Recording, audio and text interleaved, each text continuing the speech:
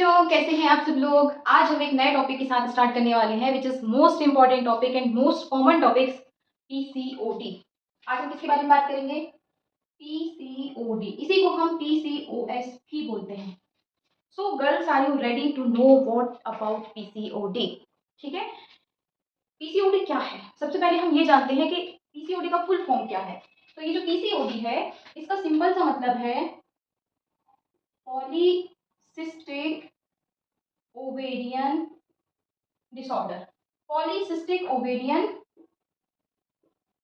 Disorder, ठीक है। और पीसीओएस क्या है? पॉलीसिस्टिक ओवेरियन सिंड्रोम, ठीक है। सो एक ही चीज है, घबराना नहीं है, दो अलग चीज नहीं है, दोनों एक ही बात है लगभग। सो ये पॉलीसिस्टिक ओवेरियन डिसऑर्डर कहने से मेरा क्या तात्पर्य है, ये क्या चीज है? सबसे पहली बात आप ये और जान लीजिए, जो पीसीओडी है ये एक लाइफ स्टाइल डिसऑर्डर है, ठीक है बेटा जी। ये कैसा डिसऑर्डर है? ये एक लाइफस्टाइल डिसऑर्डर है। लाइफस्टाइल कहने से मेरा क्या मतलब है? लाइफस्टाइल कहने से मेरा मतलब है कि जब आप अपने जीवन को सही तरीके से नहीं जीते हैं। सही तरीके से कहने का मतलब है जो हम आज की लाइफस्टाइल जी रहे हैं कि छोटे छोटे बच्चों में देखिए, पहले प्यूबर्टी का एज क्या हुआ करता था? 16 प्लस, और आज में प्यूबर्टी का एज क्या है? 8 to 10 ईयर्स। ये बहुत ही शॉकिंग बात है कि 8 से 10 साल की लड़कियों के पीरियड्स आ रहे हैं। तो ये बहुत बहुत ज़्यादा शॉकिंग बात है। इतनी कम एज में पीरियड्स आना, इट्स नॉट नॉर्मल, बट ऐसा हो रहा है। तो इसका रीज़न क्या है? इसका सबसे कॉमन रीज़न है हमारी आज की लाइफस्टाइल, कि हम किस तरीके से अपने आसपास के एनवायरनमेंट को क्रिएट कर रहे हैं, हम किस तरीके से चीज़ें कर रहे हैं, हम क्या खाना खा रहे हैं, हम किस तरीके से रह रहे हैं, सब कुछ डिपेंड करता है। यही तो आपकी लाइफस्टाइल है। कहते हैं ना कि आपकी लाइफस्टाइल कैसी है, तो हम जैसी लाइफस्टाइल जिएंगे, जैसा एटमॉस्फेयर अपने आसपास क्रिएट करेंगे, वही हमारे बच्चों में भी जाएगा, है ना। एक तो ये रीज़न है लाइफस्टाइल, सबसे कॉमन रीज़न है लाइफस्टाइल, जिसके वजह से ज़्यादातर लड़कियों में पीसीओडी की दिक्कत देखने को मिल रही है। अच्छा, पहले ये जानो कि ये पीसीओडी जो है ये है क्या, ठीक है। इसके लिए आपको थोड़ा सा फीमेल रिप्रोडक्टिव सिस्टम को जानना पड़ेगा। बिल्कुल आसान भाषा में मैं समझाऊंगी आपको, छोटी सी तरीके से बिल्कुल, लेकिन आपको समझना पड़ेगा। देखिए होता क्या है बेटा जी, फीमेल रिप्रोडक्टिव सिस्टम की जब हम बात करते हैं तो बेसिकली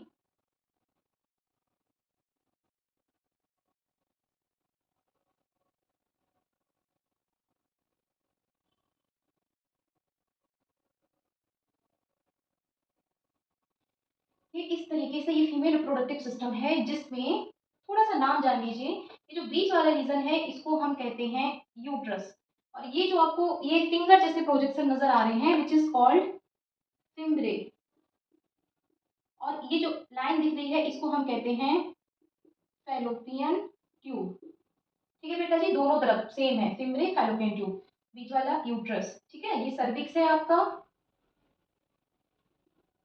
ठीक है, cervical canal, cervix cervical canal, cervical canal which is cervix, ठीक है। सो ये इस तरीके से, और यहाँ पे आपकी जुड़ी रहती है बेटा जी दोनों तरफ इस तरीके से, ऐसे ये लिगामेंट से अटैच होती है यहाँ पे यूट्रस से। इनको हम कहते हैं ओवरी, ओवरी, ठीक है। सो ओवरी कितनी है आपकी? 1 पेयर। ओवरी का नंबर कितना है? 1 पेयर। एक तरफ ये, एक तरफ ये, दोनों तरफ। फैलोपियन ट्यूब क्या है? 1 pair, this side and this side, ठीक है। सिम्बे which is same. Cervical canal एक है, सर्विक्स एक है, यूट्रस एक है, ठीक है। ये नंबर में सिंगल है। तो ये पूरा का पूरा क्या है आपका? Female reproductive system. क्लास 12 के लिए बहुत इंपॉर्टेंट है बेटा जी, ठीक है। क्लास 12 में आपका दिया गया है female reproductive system. So female reproductive system में क्या क्या है आपका? सर्वाइकल कैनाल है, सर्विक्स है, यूट्रस है, ओवरी है, फिम्ब्रे है, फैलोपियन ट्यूब है। अब इसमें मैं आपको समझाना क्या चाह रही हूँ, पीसीओडी। पीसीओडी को जानने से पहले हमें कुछ कॉमन चीजों के बारे में जानना पड़ेगा, तब आपको पीसीओडी बहुत अच्छे से समझ में आएगा। सबसे पहले हम बात करते हैं, ये तो बेटा जी सब लोग जान गए होंगे, है ना। ये मैं क्या बना रही हूँ? ब्रेन। मैंने ब्रेन क्यों बनाया है? क्योंकि ब्रेन से ही हमारा रिप्रोडक्टिव सिस्टम रिलेटेड है पूरा, और ब्रेन से ही रिलेटेड है आपका पीसीओडी, ठीक है। तो ब्रेन को जानना पड़ेगा। ब्रेन जो है आपका सेंटर ऑफ द पार्ट है, पूरी बॉडी का सेंटर है ना, सेंट्रल नर्वस सिस्टम जिसको बोला जाता है।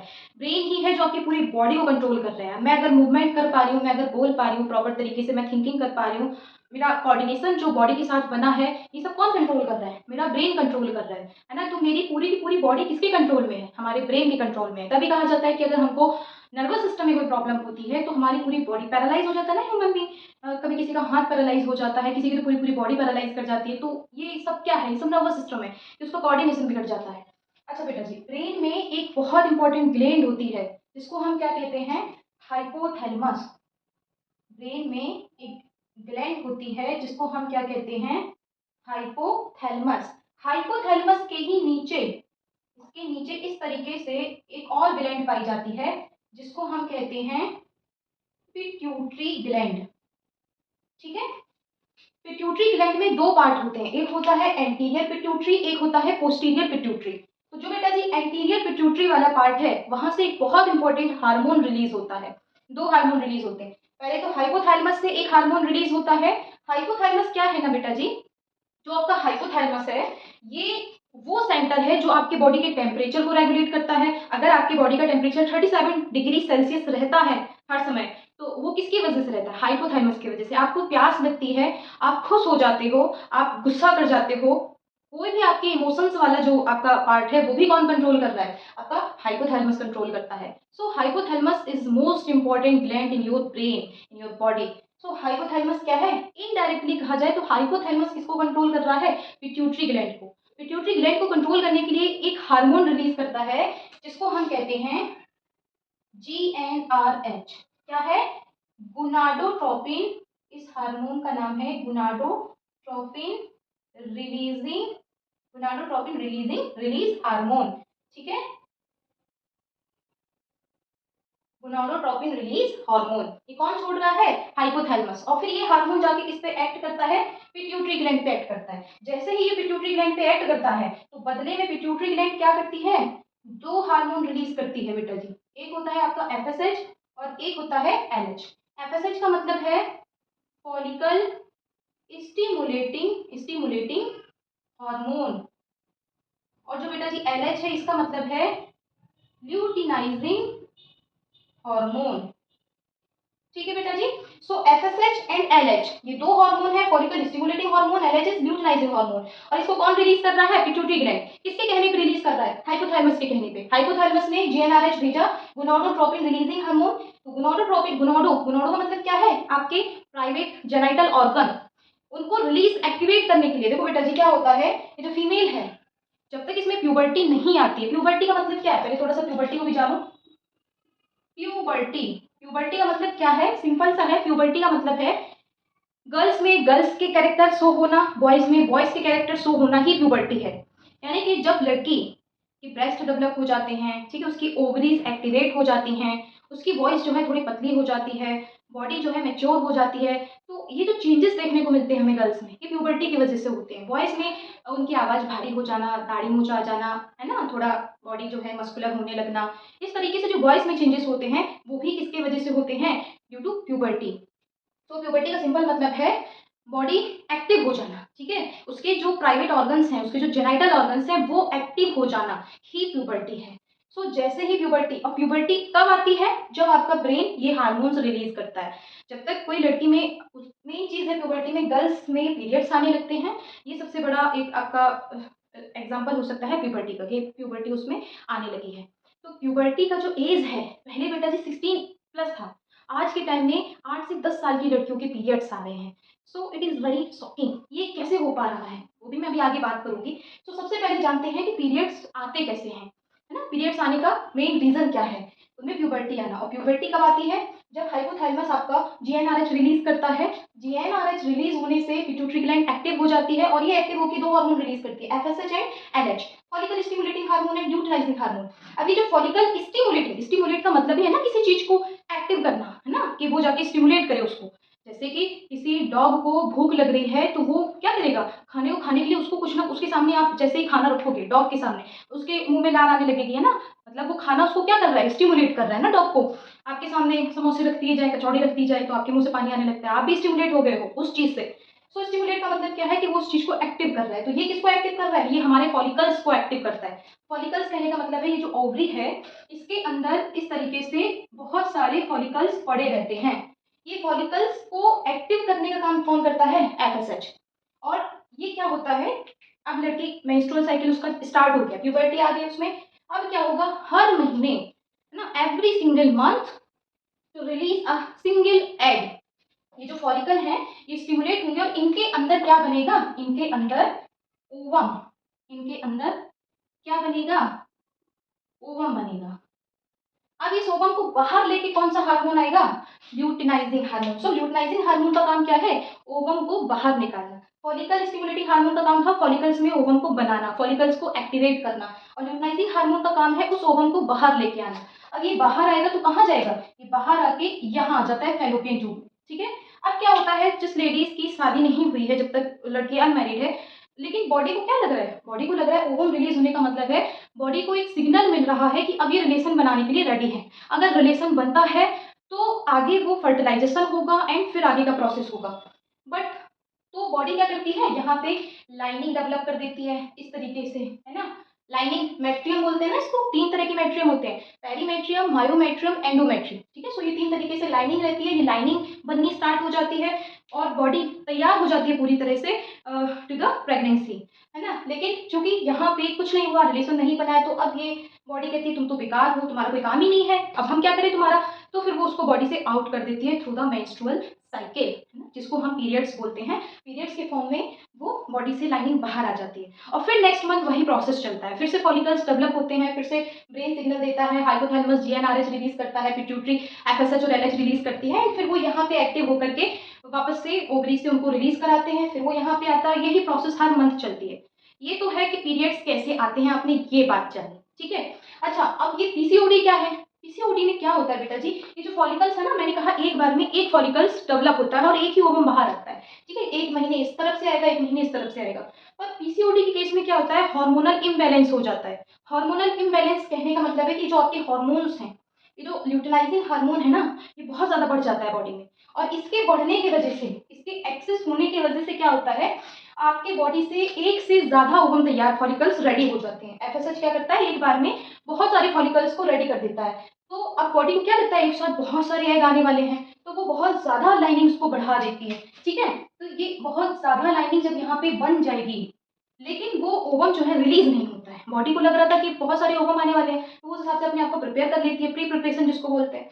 पर यहाँ पे तो ओवम रिलीज ही नहीं हुआ। अब रिलीज ना होने की वजह से एलएच का लेवल तो बढ़ा, क्योंकि एलएच को तो लगा बहुत सारे फॉलिकल्स तैयार हुए थे, सबके सब रिलीज होंगे, वो अपना परसेंटेज बढ़ा देता है।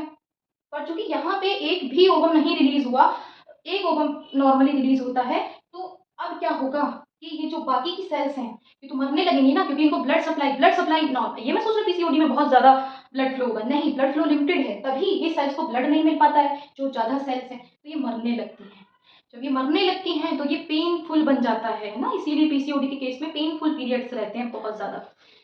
एक तो ये रीजन रहता है। एक और सबसे इंपॉर्टेंट रीजन जानो, बॉडी में ओवरी जो है ना, जैसे मैंने कहा कि यहाँ पे हाइपोथैलेमस ने एक हार्मोन रिलीज किया, फिर पिट्यूटरी ने 2 हार्मोन रिलीज किए। अब यहाँ पे जो ओवरी है, बेटा जी, ये भी आपके 2 हार्मोन रिलीज करती है। एक होता है ईस्ट्रोजन, एक होता है प्रोजेस्ट्रॉन। ये जो आपका ईस्ट्रोजन और प्रोजेस्ट्रॉन है, ये क्या करता है, ईस्ट्रोजन आपके ब्रेस्ट डेवलपमेंट में हेल्प करता है, फीमेल्स के जो ब्रेस्ट डेवलप हो रहे हैं, अदर बॉडी में जो चेंजेस आ रहे हैं वो ईस्ट्रोजन की वजह से होते हैं। प्रोजेस्ट्रॉन क्या करता है, ये प्रेगनेंसी हार्मोन है, यानी कि जब कोई लेडीज में प्रेगनेंसी आएगी तो प्रोजेस्ट्रॉन का लेवल उसमें ज्यादा हो जाएगा, क्योंकि वो प्रेगनेंसी के लिए उसको रेडी करेगा फीमेल की बॉडी को। सो ईस्ट्रोजन आपके ब्रेस्ट डेवलपमेंट में हेल्प करता है, प्रोजेस्ट्रॉन प्रेगनेंसी हार्मोन है जो कि ओवरी रिलीज कर रही है, ठीक है। सो इस तरीके से बीच में एक सेल्स पाई जाती हैं यूट्रस में, जिनको हम कहते हैं थीका सेल, ठीक है बेटा जी। ये थीका सेल्स क्या रिलीज करती हैं, रिलीज एंड्रोजन। एंड्रोजन कहने का मतलब मेल हार्मोन, जिसको टेस्टोस्टेरोन बोलते हैं, है ना। ये एक शॉकिंग बात है, बहुत से बच्चों को शायद ना पता हो, फीमेल्स में भी कुछ अमाउंट में टेस्टोस्टेरोन रिलीज होता है, लेकिन कितना रिलीज होता है, जितना ल्यूटिनाइजिंग हार्मोन होगा, है ना। ल्यूटिनाइजिंग हार्मोन थोड़ा रिलीज होगा, क्योंकि उसको एक ही ओवम को बाहर लाना है, तो थोड़ा सा बढ़ेगा, तो उसी के साथ थोड़ा सा थीका सेल्स भी क्या करेंगी, थोड़ा सा एंड्रोजन टेस्टोस्टेरोन रिलीज कर देंगी, तो ये रहता है। लेकिन पीसीओडी के केस में क्या होता है, पीसीओडी के केस में ल्यूटिनाइजिंग हार्मोन बढ़ने की वजह से एंड्रोजन भी क्या होता है, बढ़ जाता है, यानी टेस्टोस्टेरोन का लेवल बढ़ जाता है फीमेल्स में, जिसकी वजह से क्या होता है, फीमेल की बॉडी में आपने देखा होगा यहाँ पे चिन पे हेयर आने लगते हैं ना, कुछ फीमेल्स में चिन पे थोड़े ज्यादा हेयर्स आ जाते हैं, है ना। तो ये जो हेयर ज्यादा आना, ये किसकी वजह से होता है, एंड्रोजन की वजह से, ठीक है।